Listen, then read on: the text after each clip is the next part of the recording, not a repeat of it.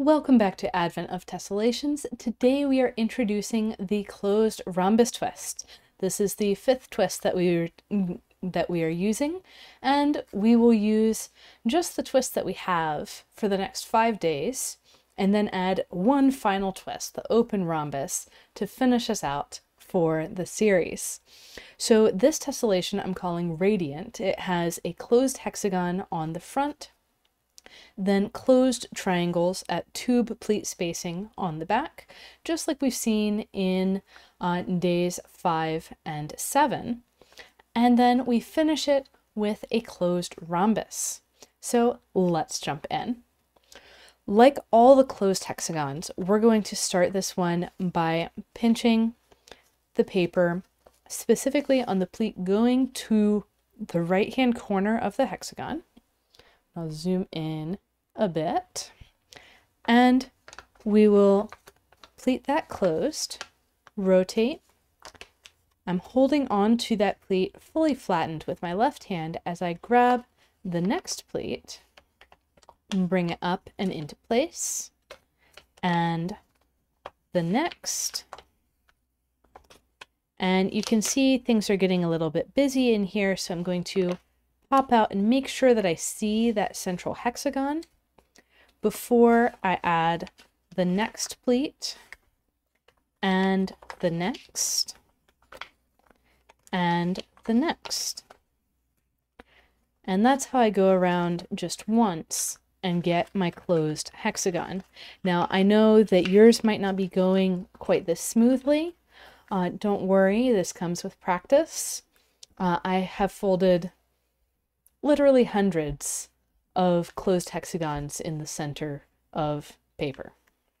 So here we have our central closed hexagon. I'm going to poke down gently in the center. This is to keep the edges from buckling as I squash, and then grab it on 3 sides, twist around, and it all works out in the end, even though it looked a little bit crumpled in the middle. And I'm going to double check on the back and see that things are smooth before I continue onwards. Now, I like to give the paper a pass with the bone folder at this stage. It's not crucial, but it can be helpful in making sure that everything does stay on grid lines. So zooming in a bit more, I'm going to flip my paper over and put in those closed triangle twists, just like we've seen twice before. So I'll find my tube pleat spacing, find my target grid intersection, open the pleat, and make a 3-way intersection at the target grid intersection, and squash.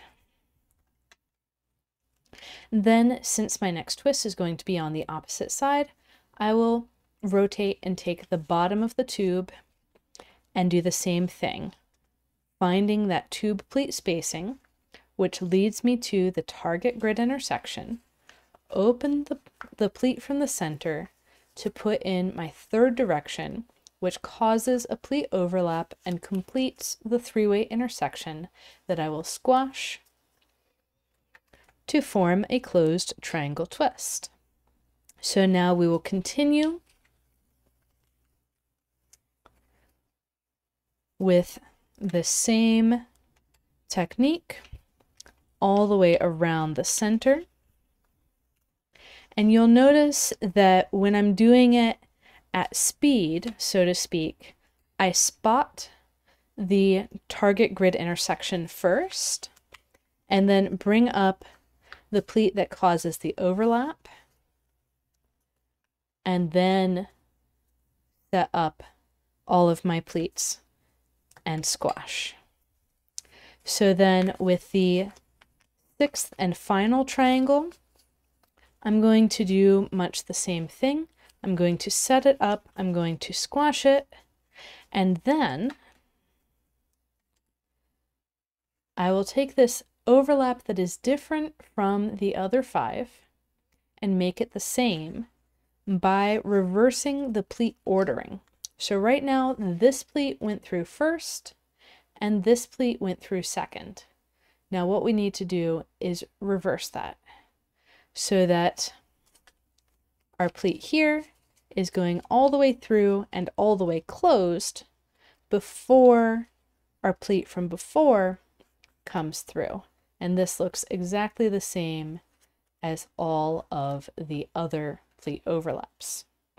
So now that we're at this stage, I'm going to flip back to the front side and we're going to put a closed rhombus twist on each of these pleat overlaps. So how do we do that? So the closed rhombus has a characteristic central diamond. So when I open up this pleat overlap, one of the things that I could do with it that we did on day 7 is put an open hexagon. That open hexagon would have a point of the pointy star right there.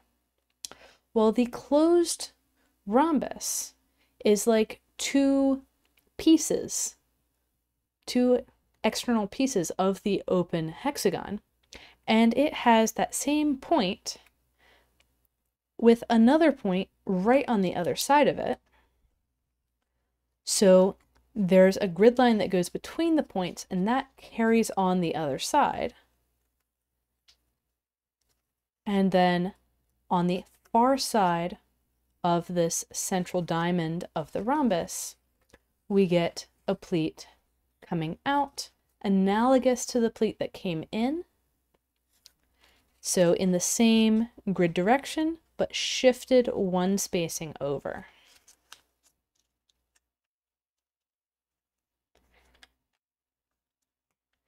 And since all 6 corners are exactly the same, we're going to do exactly the same thing with each one.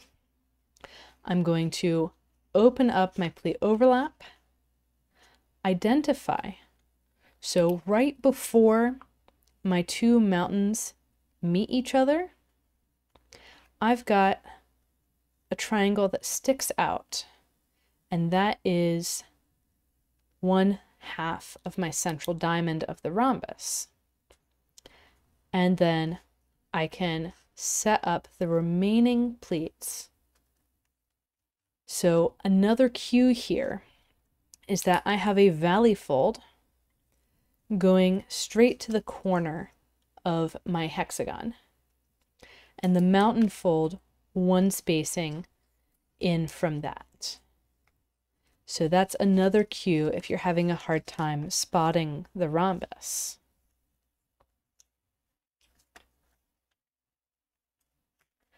And then continuing around, we're going to do exactly the same thing.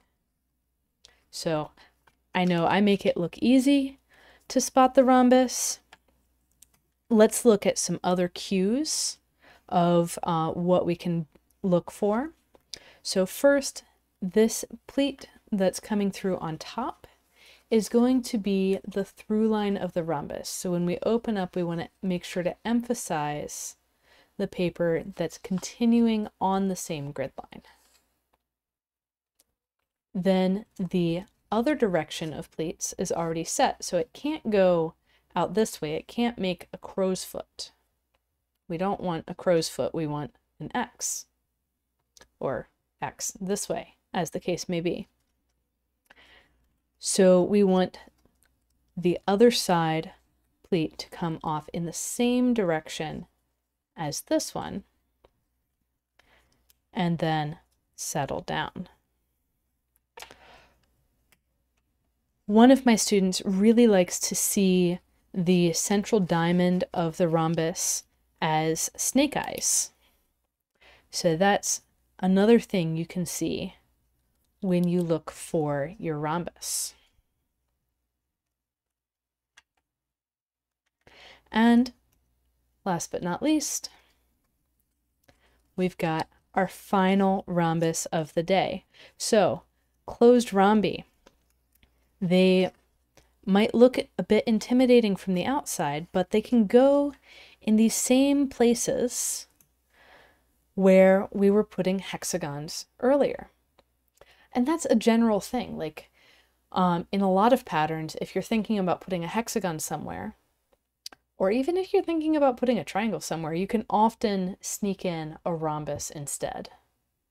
And this is how I generate some of the really cool different varieties of patterns that we don't typically see. Just throwing in rhombi where other things were before. So that's all for today. Tomorrow we're going to see a different arrangement of these same twists, where instead of having the rhombi on this side, they're actually going to be on the other side. So I look forward to folding that with you tomorrow, and I will see you there.